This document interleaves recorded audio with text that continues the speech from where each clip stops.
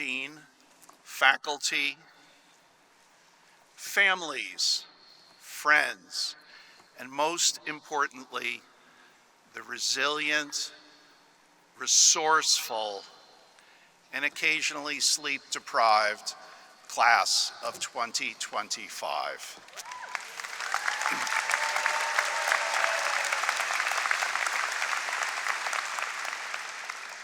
Congratulations. Whether you blazed through college full-time or chipped away at it, a course at a time, per semester, over many years. Between work shifts, whether you balanced babies and textbooks or became intimately acquainted with the 11:59 p.m. computer-driven deadline, you made it. Some of you submitted papers from your work break rooms, or maybe borrowed coffee shop Wi-Fi. You attended Zoom classes with one hand and stirred dinner with the other. And yet, here you are in caps, gowns, and glory. You didn't just earn a degree, you earned bragging rights, caffeine tolerance, and a lifetime supply of character. You deserve these degrees and probably a nap. Today, we celebrate not just your achievement, but your grit, your good humor, and your remarkable journey. For me, it's an absolute honor to be here with you today. I, like you, attended Met College. I came to Met after my first degree elsewhere. While working in the Boston area, I earned those Met degrees, a second bachelor's, a master's degree. I was a part-time evening student. I probably experienced many of the same trials and triumphs that brought you here today. I definitely remember what it means to be right where you are, excited, maybe a little bit uncertain about what comes next, and completely deserving of this moment. Today, though, we share one more thing. We are all proud graduates of Boston University.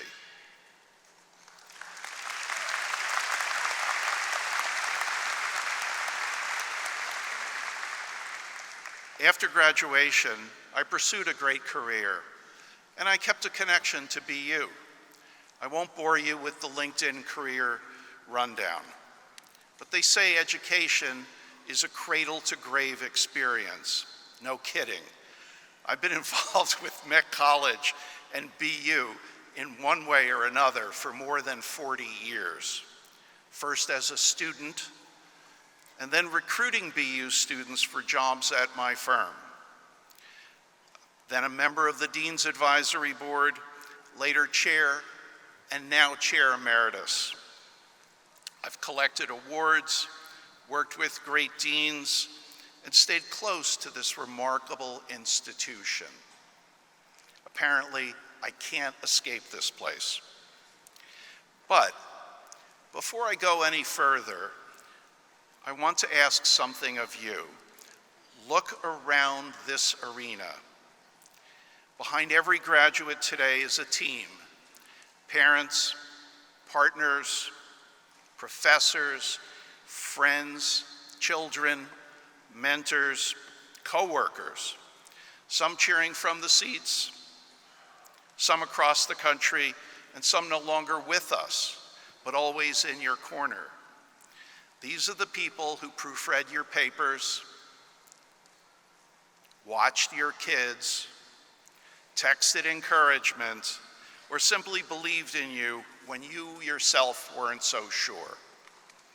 Graduates, if you're able, please rise for just a moment and let's give them a heartfelt round of applause. They've earned this too.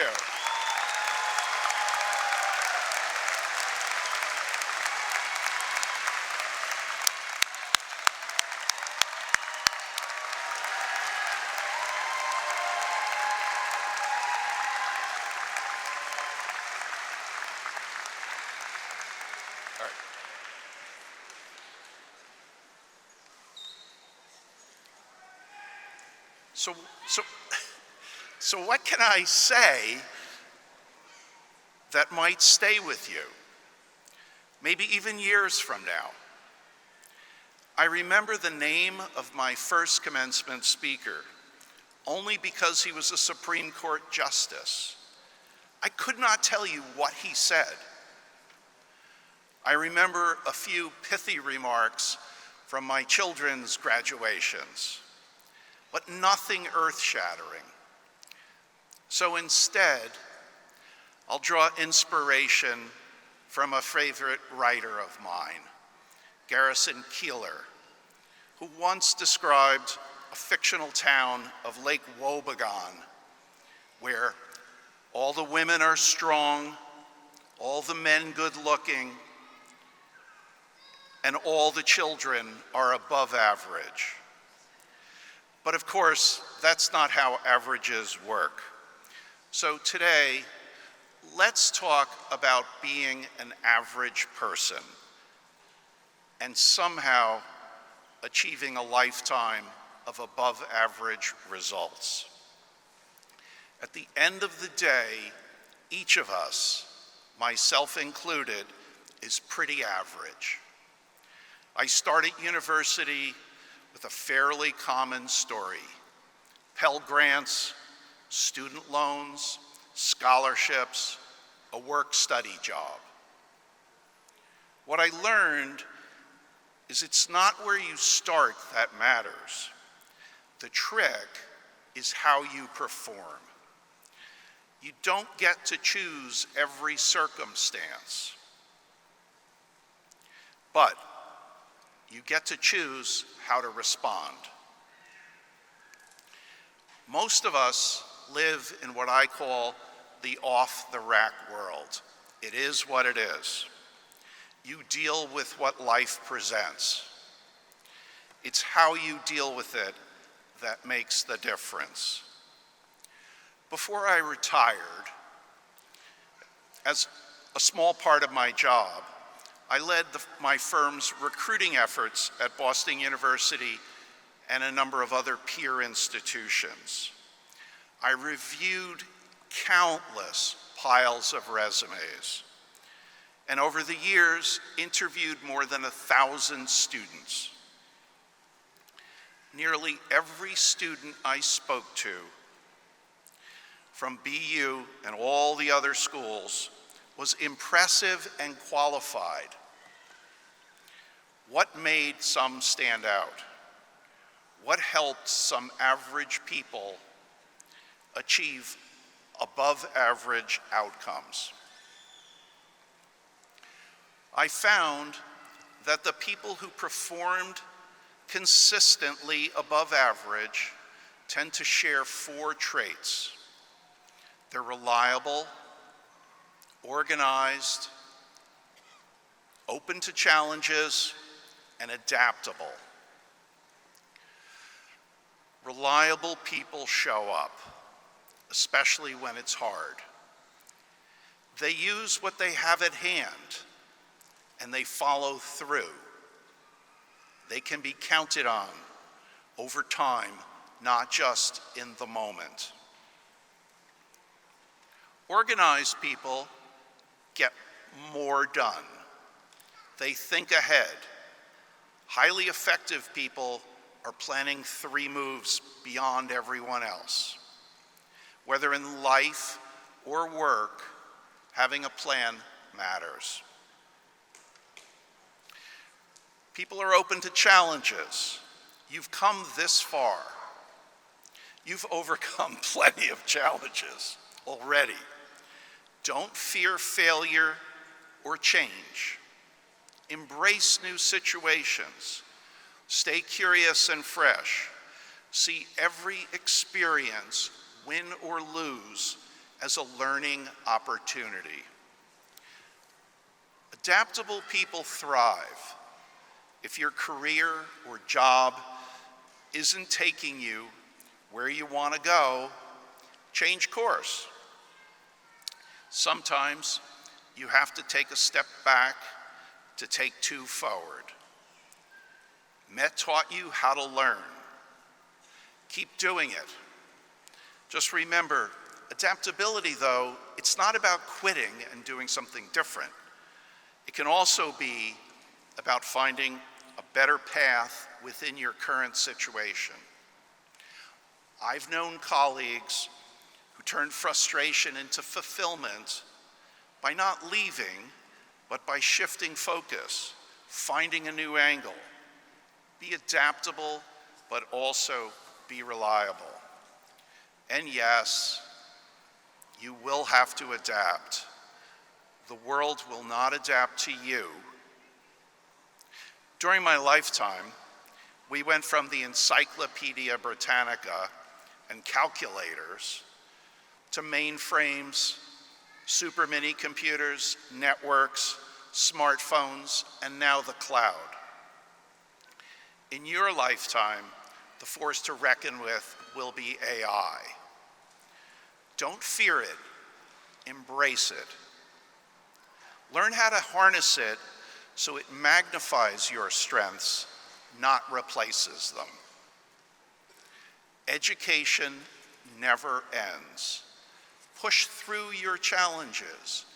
Go out. If you fail, try again. Everyone you admire has done the same. Success is a series of small, determined steps, often taken while juggling jobs, relationships, families, and fatigue. You don't need to be exceptional to act exceptionally. Okay, now let me get a little bit preachy for a moment. I want to tell you about a moment I just won't ever forget. For many years, I lived next to the Sarah Lawrence College campus.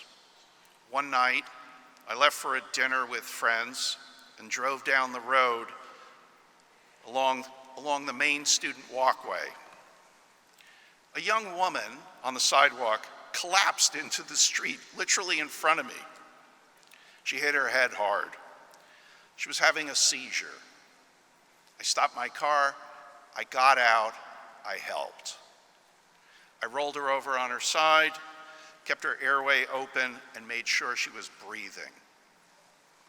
It was an old first aid class thing that just came back in a flash. But as I looked up, I saw something that totally appalled me. A group of her fellow students were standing on the sidewalk nearby, all with smartphones out, filming, streaming. Not one of them stepping in or calling 911. Their classmate was lying on the ground, convulsing and bleeding. Someone's child was suffering, and they were chasing social media likes. I told them, call for help. Someone called campus security. Help arrived almost instantly, and then was followed by an ambulance. The moment struck with me. My message is so simple. Put the phone down. Look up.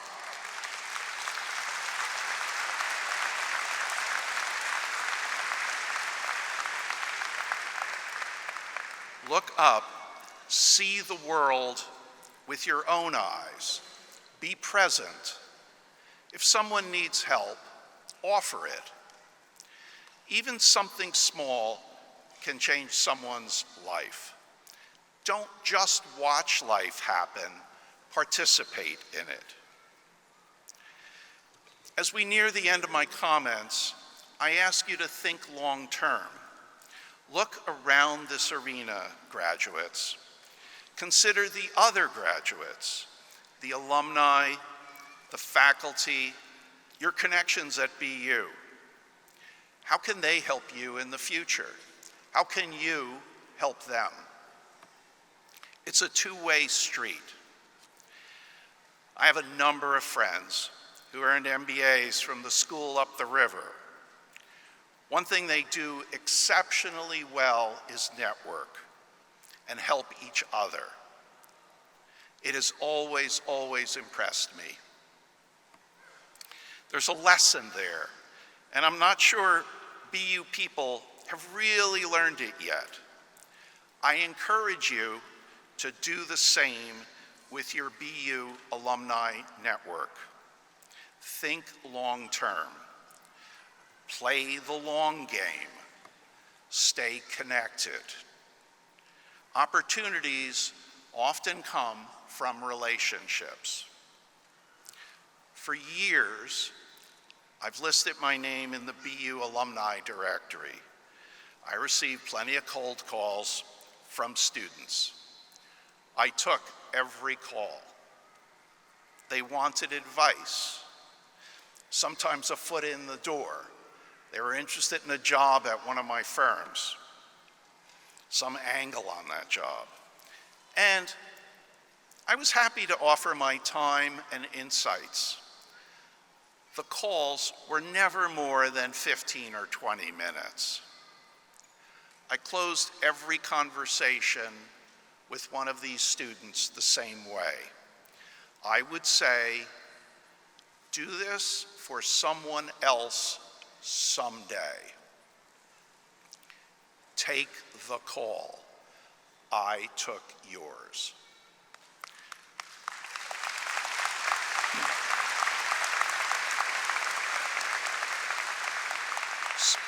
So here's my ask of you.